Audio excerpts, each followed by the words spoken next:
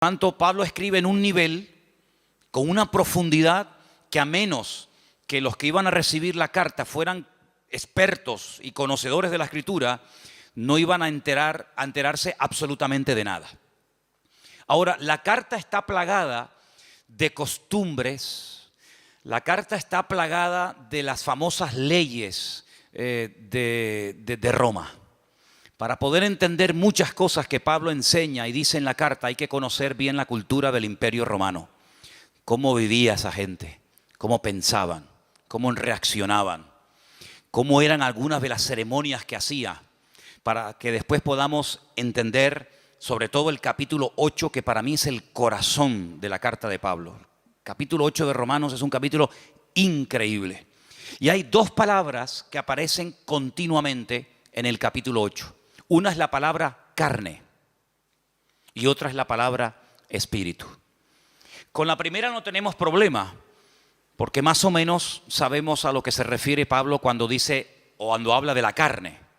Pero con la otra palabra hay un poco de problemas por una razón, y es que en nuestro idioma, ustedes lo van a ver continuamente en la Biblia, a veces la palabra espíritu aparece con mayúscula y a veces la misma palabra espíritu aparece con minúscula. Y bueno, parece ser que cuando se refiere al Espíritu de Dios, al mover de Dios, a la presencia del Señor, pues para diferenciarlo se pone espíritu con mayúscula. Y cuando habla del espíritu humano, pues se emplea la palabra minúscula. Pero esto es un poco complicado, porque en el texto original, bien en griego, el Nuevo Testamento, o en hebreo, el Antiguo Testamento, no existe este tema de mayúsculas y de minúsculas. No existe eso. Eso es algo que para nosotros es muy importante. No es lo mismo decir Señor, y ahí mencionamos al Señor Dios Todopoderoso, o cuando decimos Señor fulanito de tal, estamos utilizando la misma palabra, pero la connotación es muy diferente. Por eso ponemos mayúscula o minúscula. Pero repito, eso en el texto original no existe, sino que hay palabras específicas para saber a qué espíritu o a qué Señor se refiere el autor de la carta. Ahora, vamos a empezar con la primera palabra. La palabra carne, dice en el versículo 1, estamos en Romanos 8, ¿verdad? Romanos 8:1. Ahora pues, ahora, es un hecho, tiempo presente. Ahora, ninguna condenación hay para los que están en Cristo Jesús. Coma. Y añade, los que no andan conforme a la carne, sino conforme al Espíritu. Si este matiz es muy importante. Ahora ninguna condenación hay para los que están en Cristo Jesús. Y a continuación da una característica de los que están supuestamente en Cristo Jesús. Dice que no andan, no se comportan, no actúan, no viven, no piensan, no reaccionan según la carne, sino de una forma diferente. Y dice, sino conforme al Espíritu. Las características de una persona que vive en la carne. Ahora explicaremos a qué se refiere Pablo cuando dice la carne. Y las características, la evidencia exterior de una persona que vive en el Espíritu es abismal. No tiene ni punto de comparación una cosa con otra. Por ejemplo, si ustedes prestaron atención a la lectura que se leyó hoy aquí, basada en Gálatas capítulo 5, el apóstol Pablo hace una tremenda diferencia entre las manifestaciones, las características, el estilo de vida de uno que vive en la carne a uno que vive en el Espíritu. Por ejemplo, él menciona más de 17, escuchen, más de 17 manifestaciones diferentes de una persona que puede vivir en la carne. Y ahí menciona adulterio, fornicación, orgías, borrachera, pleitos, celos, iras, contiendas, disensiones, etcétera, etcétera, etcétera. Ese es el estilo de vida de una persona que digamos que no es creyente, bíblicamente que está en la carne. Y después por otra parte dice, pero el fruto, lo que se manifiesta, lo que es notorio y palpable en la vida de un hombre o de una mujer que vive o que pretende y quiere vivir en el Espíritu es amor, gozo, paz, paciencia, benignidad, bondad, mansedumbre, fe, templanza, etcétera, etcétera. Entonces tú dices, oye, es que no tiene nada que ver las características de una persona que vive en el espíritu a las características de una persona que vive en la carne. Las personas que viven en la carne generalmente son personas que no valoran el don, uno de los dones más grandes e importantes que tiene todo ser humano, y es el tiempo. El tiempo es un concepto que ha sido creado por Dios como regalo a la humanidad. Sabemos que Dios no se mueve en nuestro tiempo, es atemporal, es eterno. Pero el concepto tiempo, eso de minutos, segundos, horas, milenios, años, siglos, etcétera, eso es algo que tiene que ver con nuestras reglas de juego, es nuestro patrón de conducta. Es ahí donde nos movemos. Y ese es un regalo que Dios le ha dado a todo ser humano. Mira, el ateo más ateo del mundo, cuando se levanta por la mañana, tiene 24 horas. Y el creyente más santo y más consagrado al Señor tiene exactamente lo mismo, 24 horas. Y una persona que no quiere saber nada de Dios, que tiene un modelo, un diseño de vida totalmente antagónico, apuesto al de un creyente, tiene una semana de 7 días. Exactamente igual que la semana de 7 días que tiene un creyente. Luego, el concepto tiempo es un regalo universal. Los blancos, los negros, los ricos, los pobres, en todos los continentes de la tierra, el tiempo es igual para todo el mundo. Y una de las características de una persona que vive ajeno a la voluntad de Dios, ajeno al diseño de Dios, es decir, que vive en la carne, es que desperdicia el tiempo, no lo valora. Ahora, cuando Pablo le escribe a los que quieren vivir esforzándose en el Espíritu, dice, ojo, aprovechen bien el tiempo. Cuidado, porque el tiempo que pasa no se puede recuperar. Esa es una de las características del tiempo. Si ya no podemos volver al pasado, no existe máquina del tiempo, no hay regresión, no podemos volver atrás y decir, oye, ayer me quedaron por hacer esto, esto y esto. Amigo, pasó a la historia y nunca más ese tiempo, ese minuto, ese año volverá, nunca más. Es como las olas, cuando entran y rompen en la arena, esa ola desapareció, vendrá otra, pero esa ya desapareció. Exactamente es igual el tiempo, va transcurriendo. Y Santiago lo define como una especie de neblina. Dice que el tiempo, la vida, que está incluida en el factor tiempo, dice que es como neblina que pasa y cuando te das cuenta, se te fue la vida, amigo. Entonces, una de las características de las personas que viven en la carne es que desperdician el tiempo, no valoran el tiempo. Aparte de que viven en desorden, en desobediencia, dándole lugar a todo tipo de vanaglorias, de soberbias, de vicios, convirtiéndose queriendo o sin querer, consciente o inconscientemente, en esclavos, en dependientes de cosas o de personas. Y por eso después se llevan desilusiones y desengaños, personas que han puesto su fe y su confianza en otras personas o en instituciones, ¿verdad?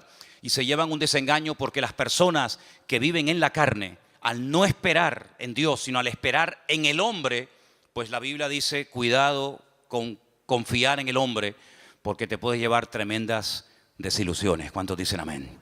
Ahora, Pablo emplea la palabra carne en un sentido general. Después vamos a ver cómo él intenta utilizar esa palabra para hablar de otros conceptos. Pero en primer lugar vamos a ver la palabra carne como palabra en sentido general. Algunos versículos de Romanos, ¿les parece? Romanos 2, versículo 28. Romanos 2, verso 28. Vamos a escuchar este primer texto, por favor.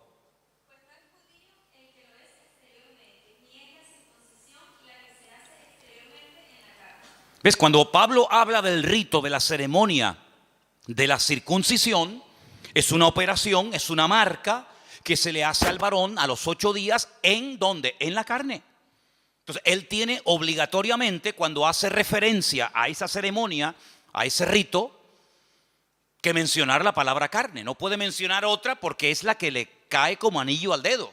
Porque está hablando de la carne física, ¿verdad? Entonces la circuncisión, al ser algo hecho en la carne, tiene que utilizar evidentemente esa palabra. No tiene una doble connotación, sino que en ese caso se refiere literalmente a la carne, ni más ni menos. Cuando se habla, por ejemplo, de personas que vivieron en el pasado, como por ejemplo el patriarca Abraham, en el capítulo 4, verso 1, vuelve otra vez a aparecer el mismo término. ¿Lo leemos? Romanos 4:1. ¿Qué pues diremos que halló Abraham, nuestro padre según la carne? Es decir, Abraham no es un personaje de la mitología. Abraham no es un personaje inventado de ciencia ficción, sino fue un personaje de carne y hueso. Y cuando se hace referencia al patriarca Abraham, se dice, bueno, ¿qué fue lo que encontró a lo largo de la vida el patriarca Abraham cuando estaba en carne? Es decir, cuando estaba vivo. Entonces, es un término que puede tener múltiples aplicaciones, pero en los textos que estamos leyendo se emplea en su sentido literal. Tenemos también en el caso de Cristo, nuestro Señor Jesucristo, en el capítulo 1, versículo 3, otra mención a la palabra carne. Leámosla. Acerca de su Hijo, nuestro Señor Jesucristo, que era del linaje de David según la carne. Exactamente, sí. Si analizamos y estudiamos el árbol genealógico, es decir, los antepasados de Jesucristo, familiarmente hablando, estamos hablando de personajes de carne y hueso. Entonces vemos cómo Pablo, cuando habla acerca de la parte humana, no de la parte divina, sino de la parte humana del mismísimo Señor Jesucristo, tiene que recurrir al término carne, porque Jesús no era un espíritu. Jesús no era una visión que se presentaba y se desvanecía, sino que era una persona que tenía brazos, que comía, que sudaba, que se cansaba, que necesitaba caminar para trasladarse de un lugar a otro porque vivió en carne. Y Pablo utiliza esa palabra sin ninguna doble intención, sino con la connotación literal de dicha palabra. Ahora bien, Pablo también utiliza el concepto o la palabra carne haciendo referencia a nuestra antigua vida, es decir, a lo que éramos antes de conocer al Señor. Y ahora vamos a ver cómo el término pasa de su literalidad más rotunda y absoluta a un término que hace referencia a un patrón de conducta, a un estilo de vida que nos caracterizó durante años hasta que llegamos al conocimiento de la verdad. Comenzamos con Romanos 7, versículo 5. Ahora la palabra carne ya tiene otra connotación. Escuchen el texto. Porque mientras estábamos en la carne, las pasiones pecaminosas que eran por la ley obraban en nuestros miembros, llevando frutos para muerte. Cuando estábamos en la carne, pero Pablo, cuando tú estás escribiendo la carta a los romanos, ¿qué estás en el espíritu? Ya no existe la figura, el personaje de Pablo, sí. Pero cuando él está hablando acerca de nuestra antigua vida sin Cristo, dice cuando vivíamos en la carne, ya es otra connotación diferente. ¿Me explico? Romanos 8:4, otra vez refuerza el término. Para que la justicia de la ley se cumpliese en nosotros, que no andando conforme a la carne, sino conforme al Espíritu. Ahora hay una vida nueva en Cristo. Ahora hemos, como dice otro texto de la Escritura, pasado de muerte a vida. Y ahora la vida de un creyente no es seguir viviendo en la carne, sino vivir en el Espíritu. Ahora la palabra carne toma otra connotación. Hace referencia a lo que éramos antes cuando estábamos, como dice él, en nuestros delitos y pecados, sirviéndonos a nosotros mismos en vez de servir al Señor. Romanos 8:8. Y los que viven según la carne no pueden agradar a Dios. ¿Ven? Los que viven según la carne, los que viven opuestos a los designios y a los propósitos y objetivos de nuestro Dios, no pueden bajo ningún concepto agradar a Dios. Luego, el vivir en la carne significa vivir en un estado de desobediencia, de rebeldía, de oposición a Dios. También el versículo 9 hace referencia a esto que estamos hablando. Romanos 8:9. Mas vosotros no vivís según la carne, sino según el Espíritu, si es que el Espíritu de Dios mora en vosotros. Y si alguno no tiene el Espíritu de Cristo, no es de él. Es decir, la vida que ustedes viven ahora no la pueden seguir viviendo en la carne. No la pueden seguir viviendo con las características que identifican a un no creyente. Porque si ustedes son verdaderamente hijos de Dios, el Espíritu de Dios ahora está dentro de vuestras vidas y ese Espíritu os impulsa por otros derroteros a hablar de una forma diferente, a comportarte de una forma diferente, porque ahora ya no eres dominado por el ego, dominado por tus pasiones, por tus apetitos y por tus vanaglorias y tus concupiscencias, sino que ahora eres guiado por el Espíritu Santo de nuestro Dios. Y dice que una persona puede reconocer si es o no es un hijo de Dios por la forma como vive. Eso es lo que el Señor dijo, dicho en otras palabras, por sus frutos los conoceréis. Dice el Señor en Romanos 8 que los que son de Cristo son guiados por el Espíritu que guió a Cristo. Y los que no son guiados por el Espíritu de Cristo, por el Espíritu Santo, no son hijos de Dios. Aunque ellos crean que lo son, aunque ellos se autoproclamen hijos de Dios. Porque luego hay un concepto tremendamente profundo e interesante, del cual hablaremos también esta tarde, y es el término adopción. Porque claro, hoy en día la palabra adopción tiene otras connotaciones completamente diferentes a lo que significaba ser adoptado hace 2000 años. Pero de eso hablaremos un poco más adelante. Romanos 8:12, un texto más.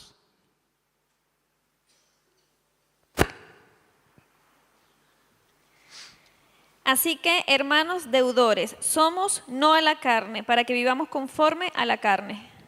Muy bien, entonces hemos visto cómo Pablo utiliza la palabra carne como en el sentido literal, pero también utiliza ese término cuando hace referencia a una vida de desobediencia, fuera, ajeno a la voluntad de Dios. Y no hay nadie aquí, no hay nadie, ninguno de nosotros puede decir, yo nunca viví en la carne. Porque esta es una de las características innatas del ser humano.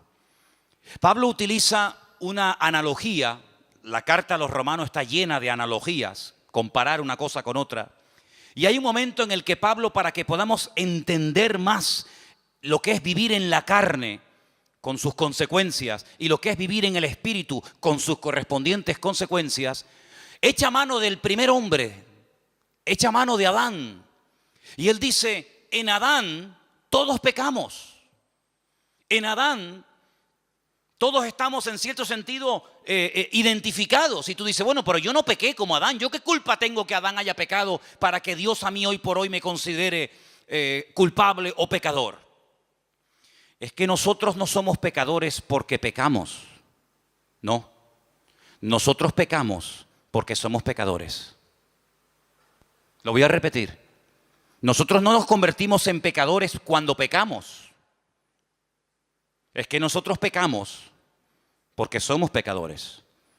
Y nosotros no morimos porque hayamos cometido un pecado, sino que nosotros morimos porque Adán era el representante de la raza humana, aunque en ese momento no existía raza humana, pero era el cabeza de toda la raza humana que vendría posterior a él.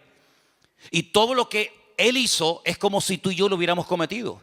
Prueba de ello que cada vez que vas a un cementerio, cada vez que vas a un entierro, te puede venir a la cabeza decir, esta es la consecuencia del pecado de Adán. Así como en Adán todos mueren, así como en Adán el sello, el estigma de la desobediencia, de la rebeldía y de ser pecadores es notorio y evidente, ahora el apóstol Pablo dice, pero hay un segundo Adán y lo llama el Señor Jesucristo. Y así como en Adán todos mueren, en Cristo todos viven. Entonces nosotros tenemos que tomar una decisión cada día. ¿Como quién quiero vivir? ¿Como Adán o como Cristo? ¿Cómo quiero vivir? ¿En qué equipo quiero jugar? ¿En el equipo de Adán o en el equipo de Cristo? Porque si me identifico con Adán y cada vez que hago mi voluntad y cada vez que desobedezco y cada vez que rechazo a Dios, tengo que sufrir y experimentar a corto y a largo plazo las consecuencias. Pero si decido vivir como Cristo vivió, no te queda más remedio que tener el espíritu que Cristo tuvo a lo largo de su vida para poder vivir en victoria, como Él vivió todos los días de su vida como hombre en victoria. ¿Cuántos dicen amén? Y esto es un concepto que no nos entra en la cabeza. Porque uno dice, bueno, como Dios, no tengo ningún problema en aceptar que Dios es perfecto, ¿sí o no? Dios es perfecto, es inmutable, no hay sombra de variación. Dios no se cansa, Dios no está un día alegre y otro día triste. Dios es inmutable, Él no se cansa, Él da y no pierde, sino que Él sigue siendo Dios. Él es la fuente de la existencia misma. Pero como humano, como hombre, el Señor Jesucristo fue perfecto. Fue un niño perfecto. Y todos los que hemos tenido hijos o tenemos hijos, sabemos que nuestros hijos, como nosotros tampoco fuimos hijos perfectos, no hay un hijo perfecto. No hay una hija perfecta. Se puede comportar mejor o peor. Puede sacar mejores o peores notas. Pero no hay un hijo perfecto. Y Cristo fue hijo. Y como hijo fue perfecto. Y como hombre fue perfecto. Entonces eso quiere decir que vivió en una absoluta perfección durante toda su vida. Y en una absoluta y extraordinaria santidad. Pero porque no fue tentado. Porque si fue tentado es imposible vivir en perfección. No. Es que no tiene gracia. No tendría ninguna gracia ni ningún valor el que Cristo no haya sido tentado y viviera sin pecar. Porque entonces, ¿cómo sabe si una persona ama o no a Dios si nunca es tentado? El Señor Jesucristo dice la Escritura que fue tentado en todo. Absolutamente en todo. Y ahora, todo lo que te puedas imaginar. Fue tentado absolutamente en todo. Desde su más tierna infancia hasta el último momento de su existencia, tentado absolutamente en todo. Pero dice la Biblia que a pesar de que fue tentado en todo y experimentó el Señor tentaciones que jamás nosotros hemos experimentado, porque Satanás intentó por todos los medios habidos y por haber hacerlo caer y tropezar y que no cumpliera el propósito para el cual había venido, dice que nunca pecó ni se halló engaño en su boca. ¿Cuántos dicen amén? Porque el Señor Jesucristo, cuando habla acerca compara la ley con el sermón del monte, Él dice, oísteis que fue dicho. Y Él echa mano a textos del Antiguo Testamento que los conocía perfectamente. ¿Cómo no los va a conocer? Si Él era la palabra humanada, la palabra encarnada, hecho hombre. Pero Él dice, pero yo voy más allá de la palabra. Porque vosotros condenáis y castigáis al que comete el acto. Pero yo voy más allá del acto. El que lo desea y el que lo hace en su mente sin haber llegado al acto en sí mismo, igualmente está pecando. Es decir, que una persona puede estar pecando sin moverse de la silla. Una persona sin salir de su casa puede estar pecando. Porque no solamente es el acto en sí, sino que el Señor dice, hasta con la mente podemos llegar a pecar, ¿sí o no? No solamente con el cuerpo, sino que con la mente podemos estar ahora mismo pecando. Es decir que no es que Cristo no lo pillaron nunca infraganti cometiendo un pecado y por lo tanto pueden decir fue perfecto, pero luego en su mente era terrible. No, es que ni siquiera en la mente nuestro Señor Jesucristo pecó. Y eso es un concepto que a nosotros se nos escapa porque decimos perfección, vivir en la perfección durante 33 años de su vida, siendo presionado y teniéndolo todo en contra, pues eso es lo que dice la Biblia, que Jesús nunca pecó. Es el hombre perfecto. Y cuando tú ves, por ejemplo, los evangelios, y no me voy del tema, pero cuando ves los evangelios, tú ves que son diferentes exposiciones, diferentes formas de presentar una vida tan rica y tan amplia como la del Señor Jesucristo. Por ejemplo, Mateo lo presenta como el Mesías, el que estaba profetizado en las Escrituras y las cumplió. Pero Marcos lo presenta como un siervo perfecto, obediente, sumiso. ¿Por qué? Porque los destinatarios del Evangelio de Marcos eran los romanos. Y en la mentalidad de los romanos estaba el tema de la esclavitud y todo esto. Pero cuando, por ejemplo, Juan lo presenta no como el Mesías, sino lo presenta mucho más amplio, de 7 formas diferentes, como la luz del mundo, como el verbo hecho carne, como el pan de vida, como el camino, la verdad y la vida, la vid verdadera, etcétera, etcétera, etcétera. Pero cuando Lucas, que le escribe a un griego, Teófilo, el amado de Dios, a él le escribe a un griego, los griegos, la filosofía, la concepción de vida de un griego no era la de un romano. Tú coges a un romano y coges a un griego y sí, son 2 seres humanos, pero son totalmente diferentes. Es como si coges a un japonés y a un colombiano. Son 2 seres humanos, pero la mentalidad japonesa no es la mentalidad de un colombiano, de un venezolano, de un latino, de un español. No, para nada. Son 2 cosas completamente diferentes. La mentalidad de un griego es completamente distinta, diferente a la mentalidad de un romano. El griego busca la perfección de carácter. El griego busca la perfección en lo físico. El griego es hedonista. El griego es vanaglorioso. El griego se cuida el cuerpo. El griego es una persona exquisita en todo lo que hace. El romano es salvaje. El romano no tiene escrúpulos. El romano es avasallador. El romano no tiene educación. No es diplomático. El romano es mente de imperialista. Mente de que aquí mando yo y tú te callas. Y si te tengo que matar, te mato y punto. El griego más refinado. Es igual de malo, pero más refinado, ¿no? Es un veneno, pero en vez de saber a veneno, sabe a miel. Te estás envenenando con veneno, pero como sabe a miel, uy, qué rico, dame un poquito más. Así es el griego. Entonces, como él le va a escribir a un griego, él dice, te voy a hablar de un hombre perfecto. Y claro, Teófilo dice, un hombre perfecto, si Platón no fue perfecto, ni Aristóteles, ni Séneca. ¿De quién me estás hablando? ¿De quién me estás hablando? De Jesucristo, el Hijo de Dios. Y lo presenta como el hombre perfecto. Así que Cristo nunca vivió en la carne. Ni siquiera cuando dormía su subconsciente le traicionaba. Jamás. Fue perfecto en espíritu, alma y cuerpo. Entonces lo que Pablo intenta en el capítulo 8 de Romanos decirle, hermanos, ahora nosotros hemos pasado de muerte a vida. Nuestra antigua vida estaba caracterizada por vivir en lo que él llama la carne. Pero ahora voy a enseñarles un nuevo modelo de vida. Vamos a vivir en el Espíritu. Pero en el Espíritu con mayúscula o en el Espíritu con minúscula. En el Espíritu Santo de Dios. En el Ruach HaKodesh. No en el Neuma. Sino en el Ruach HaKodesh. En el viento recio de Dios. En el Espíritu de Dios. Porque ese fue el Espíritu que habitó en Cristo. El que hizo que su madre quedara embarazada.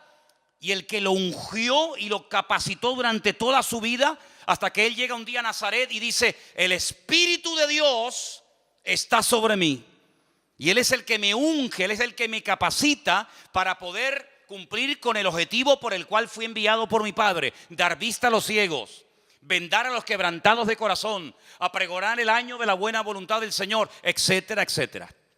Cuando el Señor asciende a la gloria, ese espíritu que habitó en él durante toda su vida y sobre todo de una forma mucho más contundente a partir del bautismo, porque dice que cuando era bautizado descendió sobre él como forma corporal el Espíritu de Dios. Cuando él se está despidiendo de sus discípulos, él dice, yo os noto tristes. Claro, ustedes se han acostumbrado a estar todo el santo día conmigo. Y cada vez que hay un problema, cada vez que hay una situación difícil que solucionar, ustedes siempre recurren a mí. Pero ahora ustedes se sienten como solos y con temor porque les acabo de decir que me voy a ir, pero tengo una buena nueva que compartirles. Y es que me voy, pero no os dejaré huérfanos, sino que estaré con vosotros para siempre. Y cuando me vaya a la presencia del Padre y le enseñe mis manos y mi costado y mis pies heridos, y él quede satisfecho porque la ira, porque la justicia de mi Padre ha sido derramada y ha quedado satisfecho completamente, ahora que Él me ha elevado y me ha dado un nombre que es sobre todo nombre. Ahora que ya no vamos a hablar más de pecado porque este tema ya está zanjado y se acabó y se pagó la deuda. Ahora le voy a decir a mi Padre, Padre, mándales a ellos el Espíritu que moró en mí. Así que no os dejaré huérfanos. Rogaré al Padre para que os envíe al Consolador, para que esté con vosotros para siempre. Y escuchen, Él tomará de lo mío y os lo hará saber. Él os recordará todas las cosas que yo os he enseñado. Y no solamente hará cosas maravillosas en vosotros, que os dirá cosas que van a acontecer en el futuro para que estéis preparados, sino que Él irá delante de vosotros y cuando prediquéis mi palabra, Él será el que convencerá al pecador de pecado, de justicia y de juicio. Y así da una enseñanza tremenda en el Evangelio según San Juan acerca de las funciones o características, el impacto del Espíritu Santo a través de la vida de los discípulos, a través de la vida de los creyentes. Y por eso Pablo, que es consciente de esto, dice, cuando una persona es guiada por el Espíritu de Dios, esa persona es de Dios. Pero cuando una persona lo oyes hablar y miras cómo vive y cómo se comporta y cómo reacciona y cuál es su estilo de vida, tú puedes darte cuenta de que no está siendo guiado por el Espíritu de Dios, porque no le importa para nada ese tema, sino que está viviendo en la carne, totalmente opuesta a la voluntad y el propósito de Dios para su vida. Y Pablo dice, escuchen bien esto, lo dice en Romanos 8, si el espíritu de aquel que levantó a Cristo de los muertos mora en vosotros, también vivificará vuestros cuerpos mortales por su espíritu que ahora mora en vosotros. Es decir, cuando Cristo está en la cruz, hay momentos en los que Él habla, momentos en los que Él expresa necesidades físicas, momentos en los que Él ora, momentos en los que Él pide cosas. Pero hay un momento en el que Él dice, Padre, en tus manos encomiendo mi espíritu. Y entrega el espíritu al Padre. Y la palabra del Señor nos enseña que el espíritu de Cristo es el que ha sido derramado en todos y en cada uno de los creyentes hoy en día. Y por eso Pablo dice, hermanos, ya no os embriaguéis con vino, en lo cual hay disolución. Antes bien, sed llenos del Espíritu de Dios, hablando, cantando entre vosotros con salmos, con himnos, con cánticos espirituales, alabando a Dios, dando siempre gracias al Señor. Y no lo contristéis, no entristezcáis, no apaguéis al Espíritu, sino antes bien, todo lo contrario. Y termina el libro, termina las Sagradas Escrituras diciendo, por si no ha quedado claro todo lo que ha dicho Pablo, Santiago, Mateo, Marcos, Lucas, Juan, etcétera, el que tiene oídos para oír, que oiga lo que el Espíritu todavía le tiene que comunicar a la iglesia. ¿Cuántos dicen amén? Esto es algo tremendo, porque la vida de un verdadero creyente ya no puede estar guiada por la carne, por sus pasiones y deseos, sino tiene que ser guiada por el Espíritu de Dios. Ahora, como el hombre no nace salvo, como el hombre no nace siendo hijo de Dios, como el hombre ya viene condenado por el pecado de Adán, por el estigma del pecado de Adán, se tiene que producir algo milagroso en el ser humano, y que es la adopción. Y hablemos de la adopción. Quiero que vayamos a Romanos capítulo 8, del versículo 12 en adelante, y dice así, Romanos 8, versículo del 12 en adelante. Así que, hermanos, somos deudores, no a la carne, para que vivamos conforme a la carne. Porque si vivís conforme a la carne, moriréis. Mas si por el Espíritu hacéis morir las obras de la carne, viviréis. Porque todos los que son guiados por el Espíritu de Dios, estos son hijos de Dios. Pues no habéis recibido el espíritu de esclavitud para estar otra vez en temor, sino que habéis recibido el espíritu de adopción, por el cual clamamos, Abba, Padre. El espíritu mismo, escuchen bien esto es tremendo. El espíritu mismo da testimonio a nuestro espíritu de que somos hijos de Dios. Y si somos hijos, también herederos. Herederos de Dios, coherederos con Cristo, si es que padecemos juntamente con Él, para que juntamente con Él seamos glorificados. Ahora, la ceremonia, el acto de adopción en el Imperio Romano hace 2000 años era algo muy profundo, muy complicado y lleno de una ceremonia y de una parafernalia increíble. No es como hoy en día que dices quiero adoptar un niño y con dinero te vas a la China o te vas a un sitio y adoptas a un niño y te hacen una especie de test psicológico y ven si tienes los requisitos, si tienes la economía para hacerlo, etcétera, etcétera, etcétera. En el Imperio Romano, ¿cómo se adoptaba una persona? ¿Qué se hacía? Primeramente, había dos procesos. La palabra es mancipatio, la primera etapa de la adopción, y la segunda es vindicatio. Se cogían monedas, una balanza y 7 testigos. Y se iba a la autoridad correspondiente Y lo que se hacía era como que se ponía a la venta a un hijo, a una persona. Entonces se decía, vendo a fulanito de tal. La persona con esas monedas las pesaba en la balanza y lo compraba. Volvía a ser exactamente la misma ceremonia en ese momento o en otro momento o lugar. Lo ponía a la venta, lo subastaba y llegaba un momento en el que él pujaba otra vez y lo volvía a comprar. Pero la ceremonia, el acto más importante de la ceremonia era cuando se ponía a la venta a la persona y la persona que tenía capacidad para comprarla no pujaba y no lo compraba. Y si no lo compraba, la persona que lo ofrecía, automáticamente se rompía todo vínculo legal, la patria potestad sobre dicha persona, y el que lo comprara pasaba automáticamente a ser el padre, adoptar a esa persona como uno de sus hijos. Estos 7 testigos, en el caso de que muriera el que había hecho la venta y el que había hecho la compra, estarían siempre preparados para presentarse ante las autoridades pertinentes de la época para decir, no, yo fui testigo de que este hombre vendió el día tal en tal lugar a fulanito de tal y esta persona pujó por él y lo compró por tal cantidad. Y entonces, ¿qué ocurría a partir del momento en el que una persona adoptaba, compraba?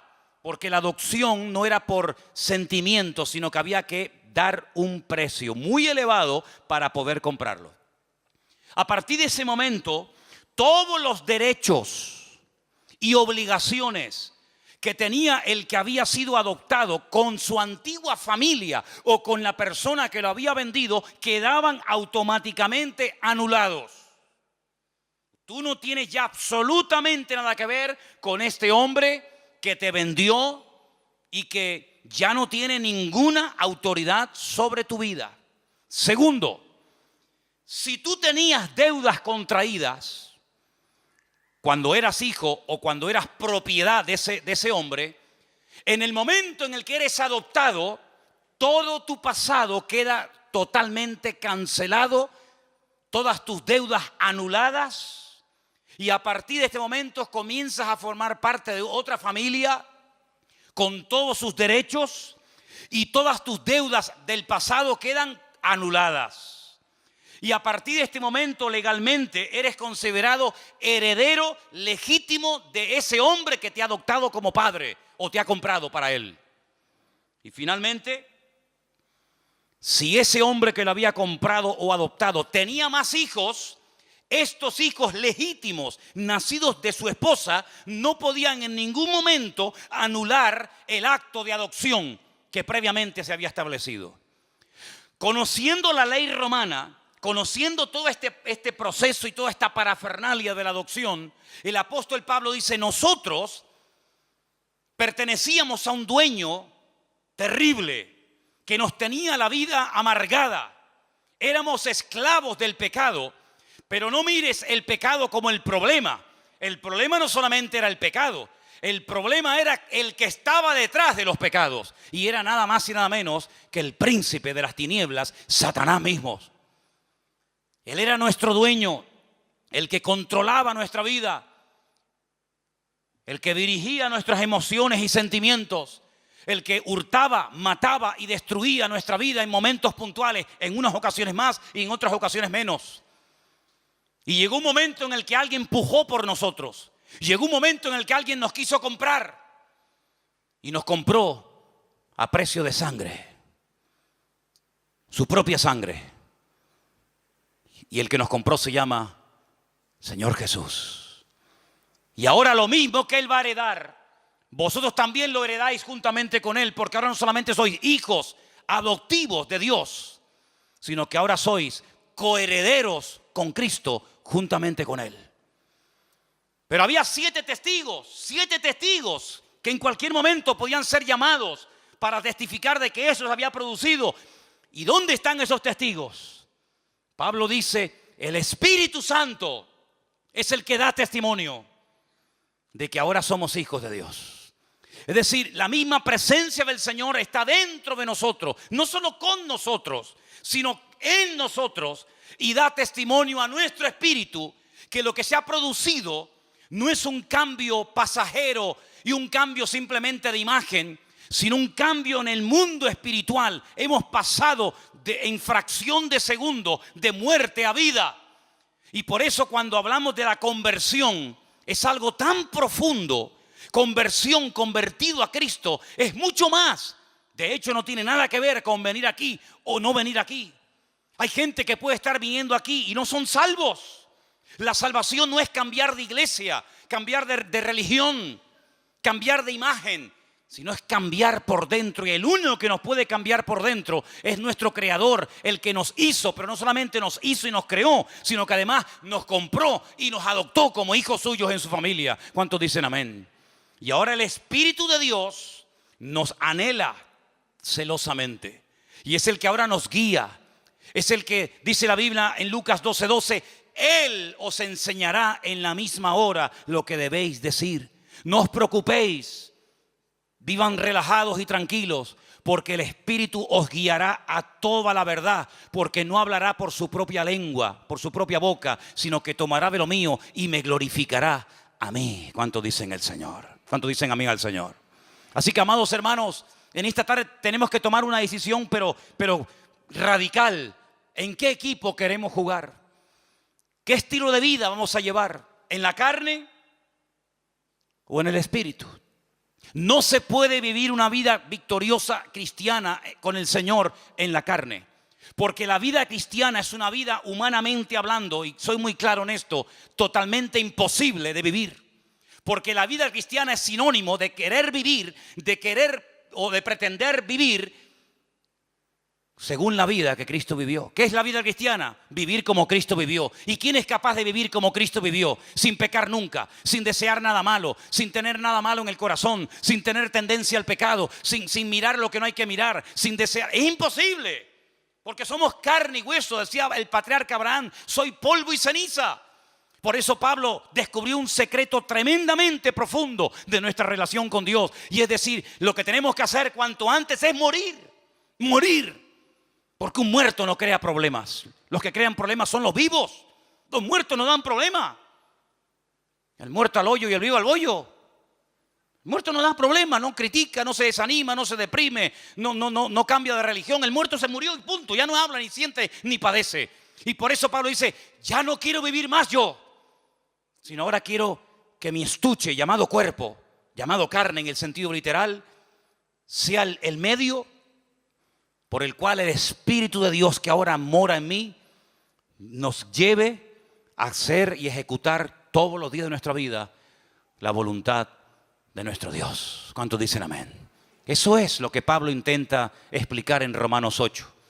La vida en la carne es así, así, así, así, así. Si quieres escoger ese camino, las consecuencias van a ser esta y esta. Y la estación final, saben que cuando uno va en metro o cuando va, sí, bueno, generalmente en metro o en tren, cada estación tiene un nombre. La estación final de la vida se llama la muerte. Y por eso ha habido intentos, el hombre ha hecho intentos por tratar de corregir el rumbo de la naturaleza humana.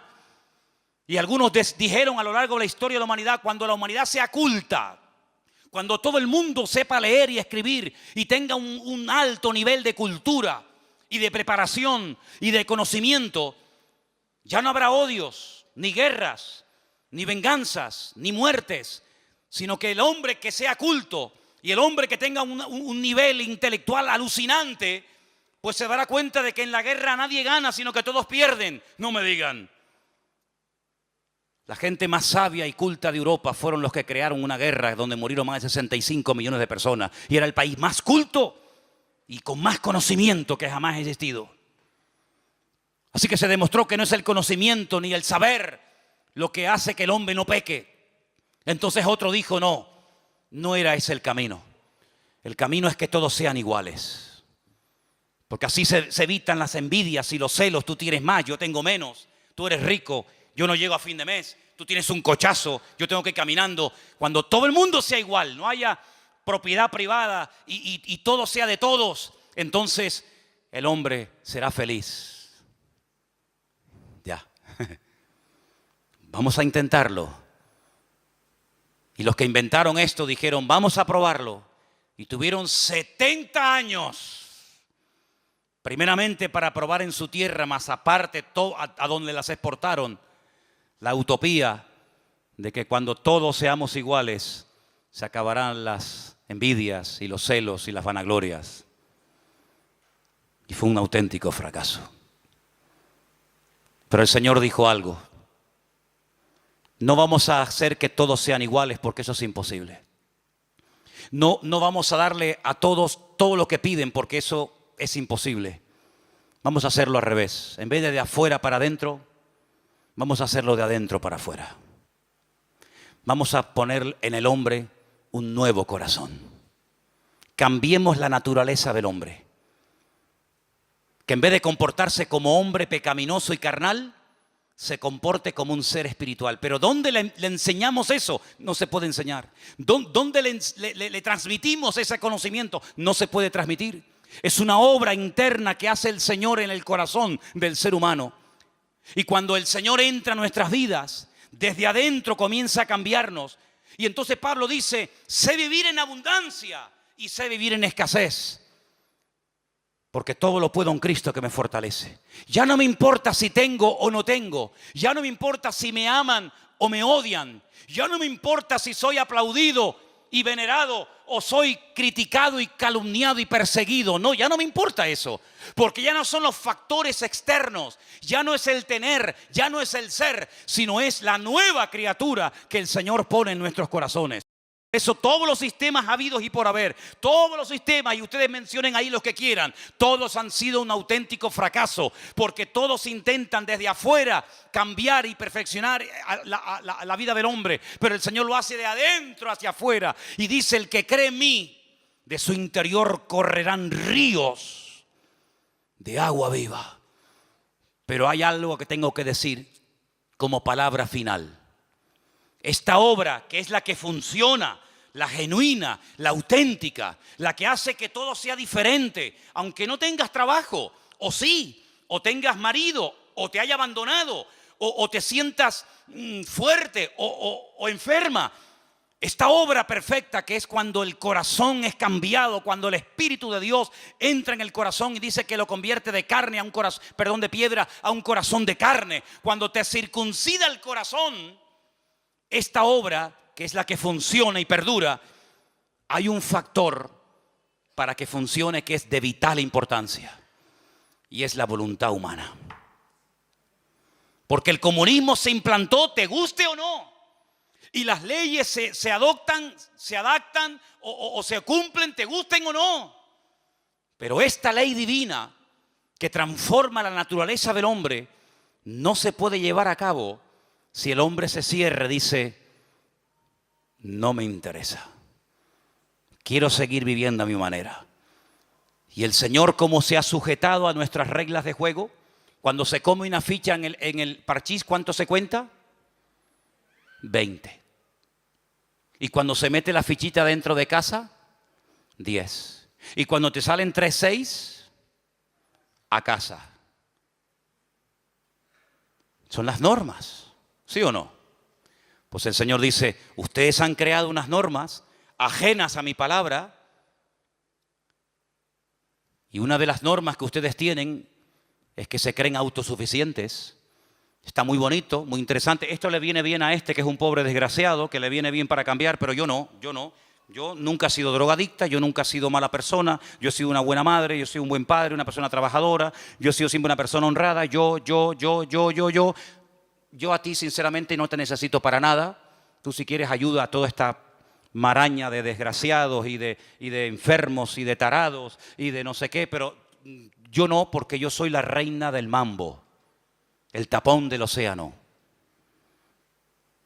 Y cuando una persona llega a ese nivel de vida y hablar así, ha llegado a una ceguera tan tremenda que ya no te das cuenta de lo mal que estás. Y has cruzado una línea muy peligrosa, y es la de no querer arrepentirte. Y cuando no te quieres arrepentir, Dios no se mete donde no lo llaman.